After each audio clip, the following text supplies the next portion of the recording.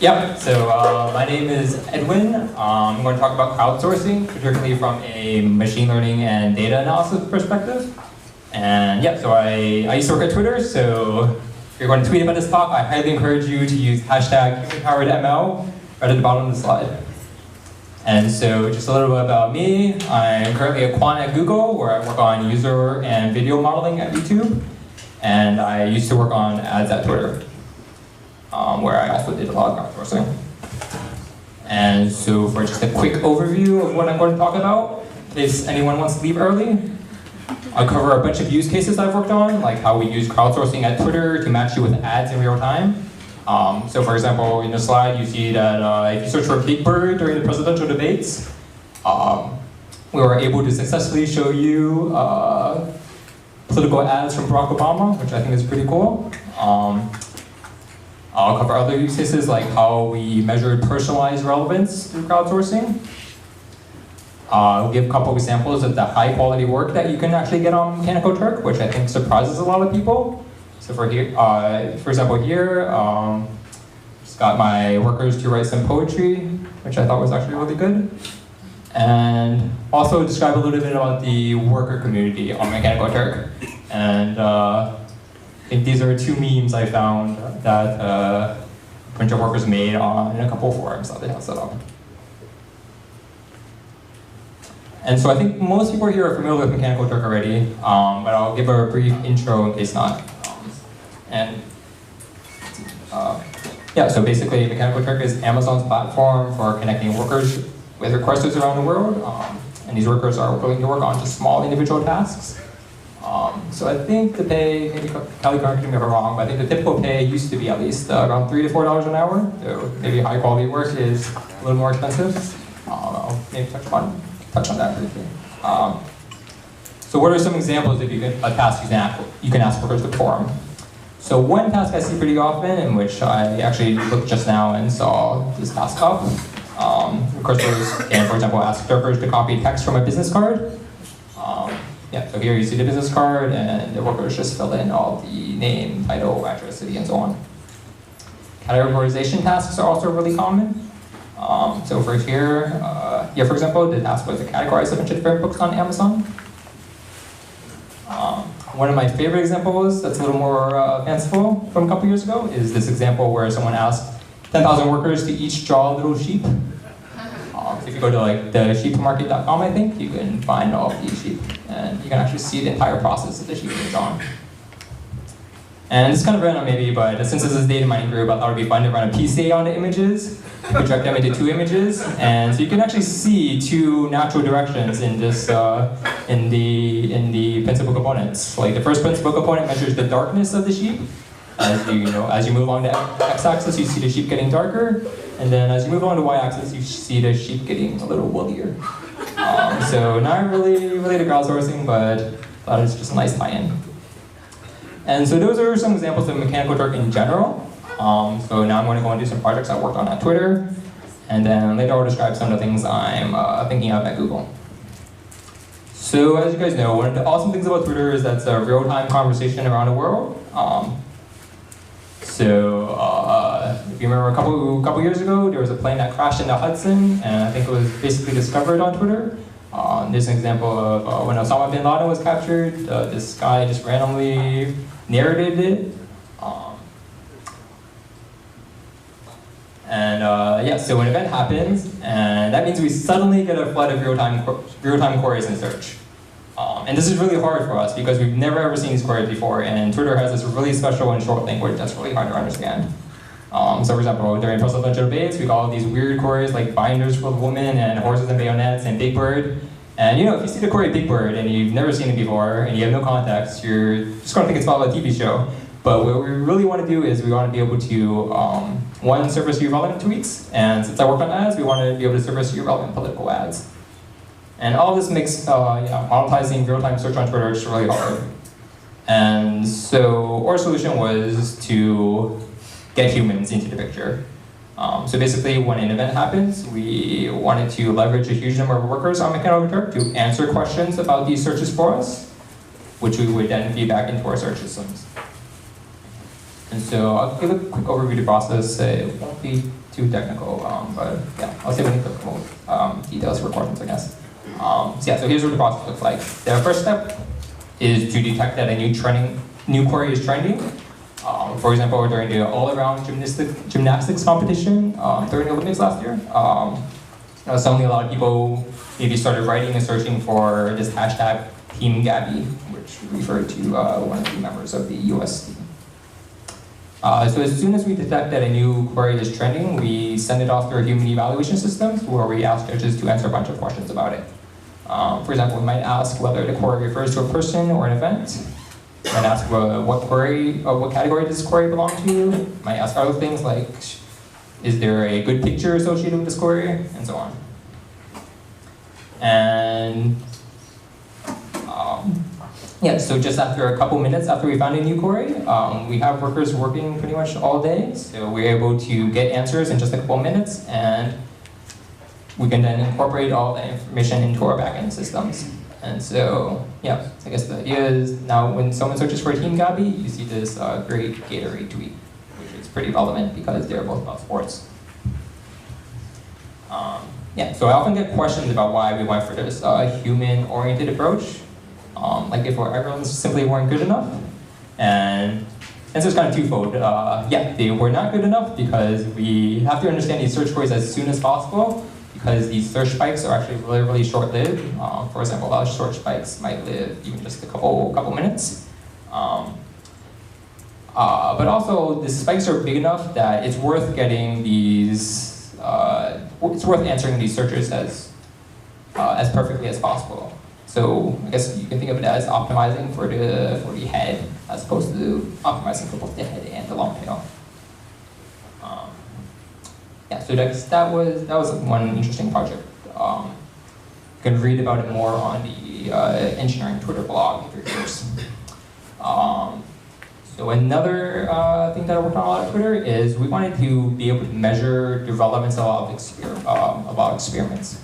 So, for example, here's this Twitter user, and we wanted to know if the ads that we're showing him are relevant.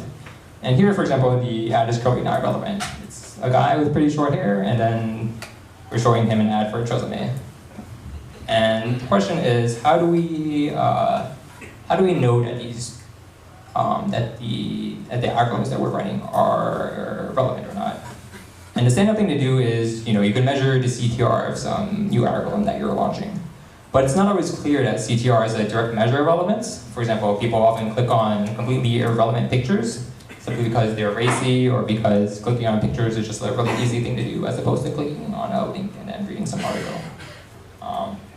So you want something besides measuring CTR. And the standard solution at a lot of companies, I think, is you run something called a side-by-side experiment.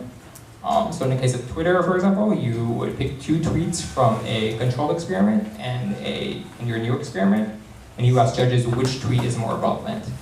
So we would show judges this user. We would ask them to go investigate the user, like see what tweets they wrote recently, see who they're following, see who is following them, see what's written in their bio, like visit their webpage and so on. And then we would ask them which of the 2 tweets was more relevant. So the left one could have been more relevant, the right tweet could have been more relevant, or they could have been about the same. And there are, I guess, a bunch of applications, or a lot of things you can do with these judgments. So one kind of easy thing to do is for every experiment, you simply generate a relevance score based on the judgments. If the control tweet was better, you can say that was a score of -1. If your new algorithm was better, you can say that was a score of +1. And basically, you can just generate an overall relevance score. And then if you're, basically, you can decide to launch the experiment if your score was neutral, or you actually increase the relevance score, or you can decide to kill the experiment if it turned out they didn't decrease the relevance too much. Another thing you can do is you can actually train a relevance model on these judgments. So as before, you probably had some machine learning model running on your logs to build a CTR model. Similarly, you can just use these judgments to train a relevance model. So kind of just an orthogonal approach. You can also do a lot of data analysis with these judgments. So for example, you can see whether You can take all the judgments that, take all the tweets that judges rate positive, and you can see whether it actually correlates highly with CTR. And another fun thing you can do is just, you can find a lot of examples where your experiment is performing poorly. So for example, on Twitter, a lot of people working on ads don't often see ads themselves because we maintain a pretty high quality bar for ads. So you would see at most one ad per day, and even that was pretty rare. So it provides a nice way of looking at a lot of examples to see where your argument was performing poorly. I guess for example of that, I often ask my judges to explain their judgments. So in the topic explanation, I guess some young teenage female saw 2 tweets, a business tweet, and a tweet asking her to donate to some Queen Elizabeth fund. And the judge simply provided this nice explanation. And the idea is then we could search all these explanations for keywords like female to see how, or ads were performing on female users, or searching for age-related terms to see how our ads were performing on different ages, and that just gives a kind of a nice, intuitive, better understanding of how our different algorithms are performing. And I thought that the bottom explanation was actually really funny and really thoughtful in some sense. So basically, the Twitter user that some judge was trying to predict turned out to be a pimp, and they were shown in American Express tweet. And so the judge kind of went on this somewhat philosophical debate about whether a pimp was a businessman or not, and so whether an American Express would actually be a good, relevant tweet for him. So you can see that from these explanations that I actually have a really high quality workforce. And so I'll go a little bit into that now. So the way I built my trusted workforce was that I spent a lot of time in the beginning just finding a lot of workers I trusted and who were able to write really well. So all my workers were native English speakers working in the US, all really educated. And because of that, I was able to get really high quality output, which I think, really does surprise a lot of people. And so there are a bunch of different methods of quality control that you can use. A fairly typical one is to seed gold standards throughout your task. So a gold standard is basically a question whose answer you already know. For example, maybe you're asking workers to categorize books.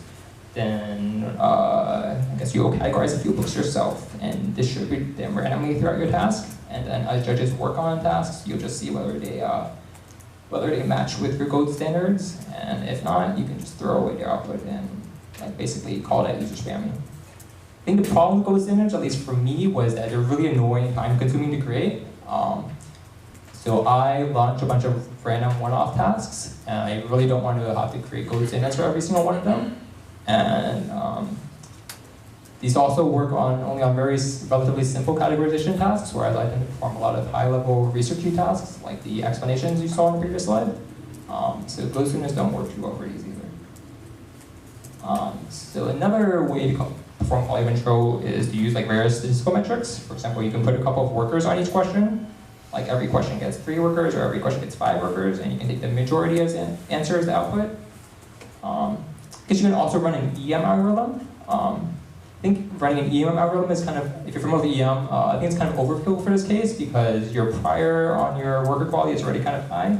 So there's not much difference as opposed to simply taking majority, but it is another option, I guess.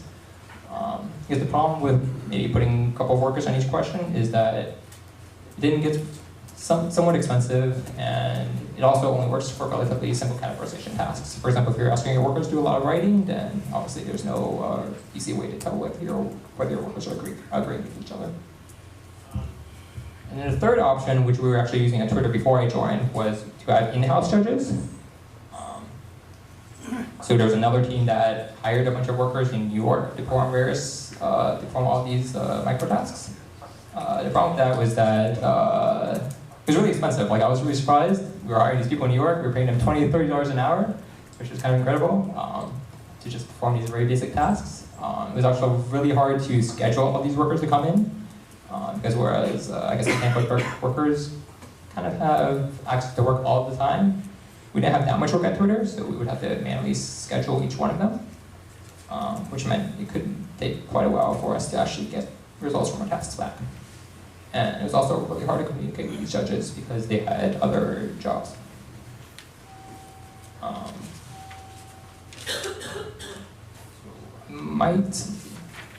So I guess I'll just talk a little bit more about some of the advantages of these high quality workers. So one is that they actually do a really good job helping you design your tasks yourself. For example, I often run categorization tasks, but it's not really clear what categories that I want. For example, if I'm trying to categorize a bunch of videos on YouTube, I can make a standard set of categories like music, sports, cats, and so on. But it's not clear that unless I look at a couple hundred videos myself, it's not clear that I'm going to capture the full set of categories. So one thing that my workers do really well is that as soon as I launch a categorization task, they'll be able to suggest new categories for me. Another great thing is that the workers are not limited 9 to 5, unlike in-house judges. And so I, for example, tend to work at pretty much random hours throughout the night. And because they're not limited 9 to 5, it means I can easily launch a task with a couple thousand questions at 3 a.m. And by the time I wake up in the morning, it'll be completely done. So that just helps me iterate a lot faster. And yeah, just experiment a lot more. It's also really easy to communicate with my workers. So there are 2 forums set up that I highly encourage you to check out. They're called Twitter Nation and Cloud Me Baby. And these, so a lot of the best workers go to these forums, and the questions often post questions, workers provide feedback, and so on. I also have mailing lists set up to talk to my workers, and occasionally I even have a chat room set up. So if I want instant feedback on a task without having to go through the lag of email, it's really nice to go through a chat room. Because these workers are also extremely efficient as opposed to random workers off the street.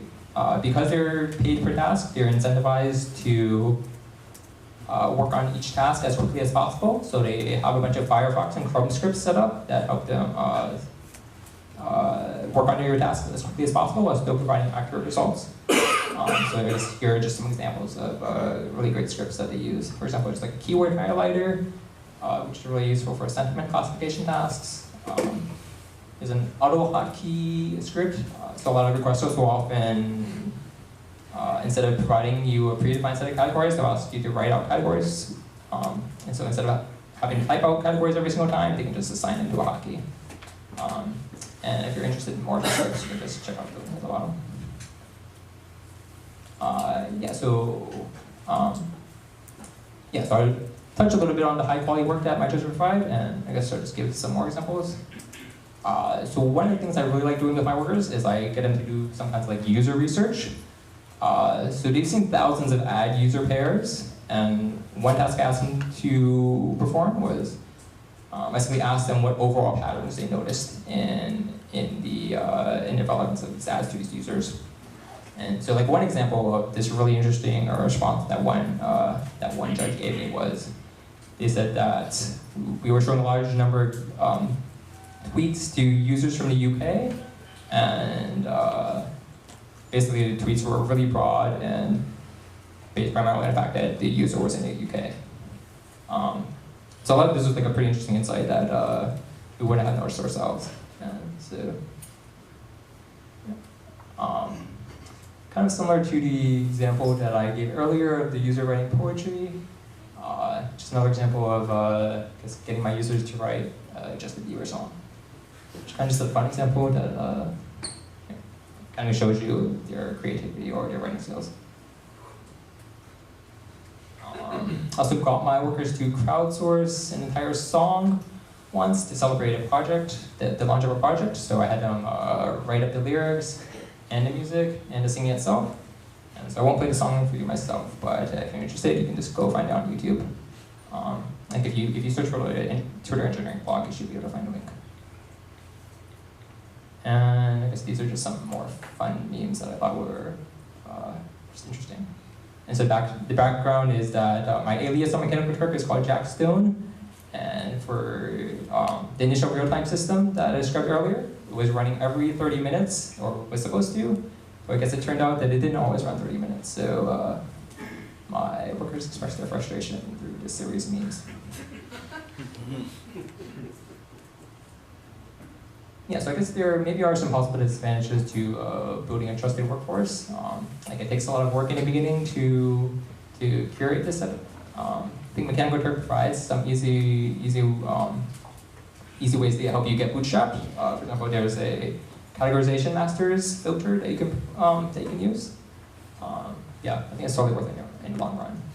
And also, I guess once you have a high quality workforce, they tend to expect to get paid a little better. So around $10 to $12 an hour is what I paid them.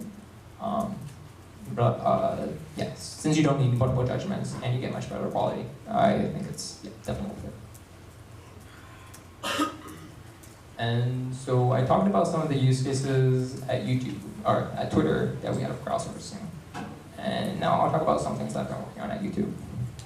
So I've only been at YouTube for a couple months, so I haven't done too much yet, but I'll try to describe a little bit. So one of the questions I'm working on understanding is just exactly what brings users to YouTube. In particular, I'm trying to figure out if there are any core habits or actions that users repeat when they come. For example, if we know that a particular user tends to relax after dinner by watching a lot of 20 to 30 minute content on YouTube, then we know that we should recommend long form channels to him, like around 6 to 9 p.m. Or if we know that users tend to watch a lot of short videos during their morning commute or their evening commute, we could do something like Google Now suggestions to get them to come back and watch. Or we could focus recommendations during these times on short, low bandwidth videos that are really optimized for mobile. So one question I looked at was, what queries are users repeatedly searching for? So like here are some examples of queries that some user X issued over 5 times within the same month.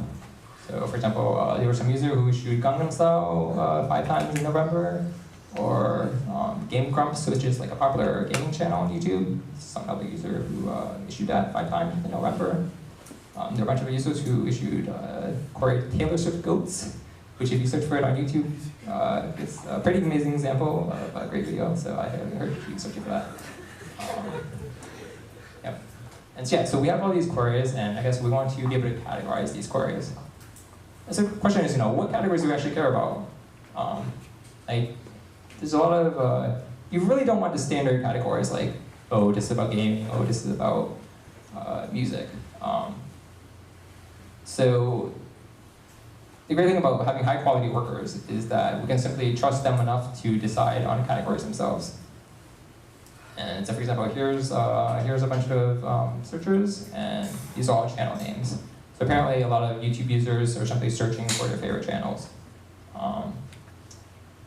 which is maybe a sign that we should get them to actually subscribe to the channel instead of having them search each time. Another really interesting example is that is this, I guess, cluster of search terms. So whereas if we didn't let the judges categorize or form their own categories themselves, these might all simply get labeled as generic music. You can see that these are all really musical moods, which I guess is an interesting fact.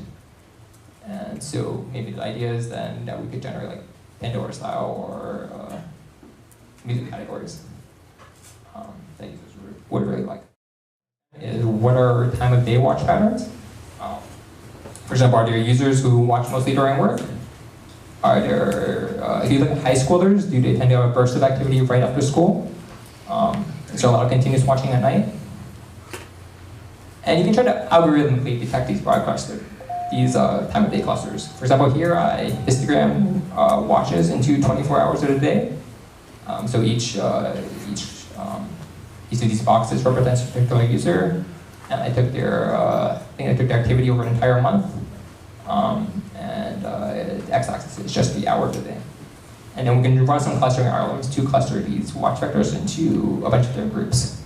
So for example, you see that the top cluster contains basically a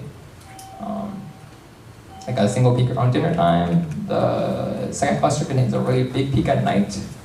The third cluster contains a kind of 2 clusters, one around lunchtime, one around night, and so on. the thing is, you miss out on a lot of interesting individual activity. So I can browse through individual examples of users myself, but the problem is that most of these examples are pretty boring, and so I want workers to filter out an interesting examples from them. So I guess I can't show you, unfortunately, these interesting users, but I guess you have things like there will be clusters of users who watch a lot of spiritual content in the morning, and then a lot of entertainment at night. Or a lot of high schoolers who, right after school, they tend to watch a lot of gaming channels, but at other times of the day, they just listen to music. And so I think those are just like really interesting habits.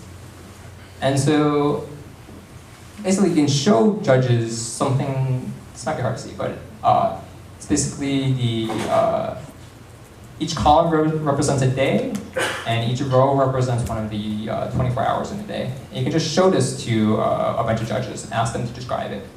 And so if you look closely, you can see that this appears to be a user who starts watching YouTube as soon as he wakes up, a little bit randomly throughout the day, and then a lot of heavy activity right after the workday.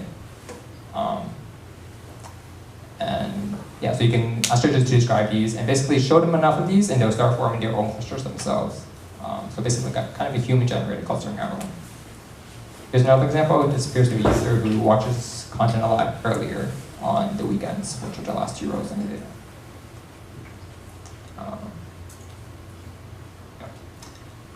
So I think the last thing I'll touch on briefly is an open source project I worked on Twitter called Clockwork Raven. So it's basically it's open source on GitHub. So if you go to like github.com/Twitter/Clockwork Raven, you can find it. And it's basically an open source front end and API to Mechanical Turk. And I don't know if you've used the Mechanical Turk interface yourself, but unfortunately I find it pretty nasty. So the goal of this was just to make it easier, friendlier for people to create their own tasks. So the idea is you just upload some data, you design your task using this UI that doesn't require you to know any HTML, and then you can get all your results back in a single place. Yeah, so I think that's pretty much all I had. Here are some links that people might be interested in.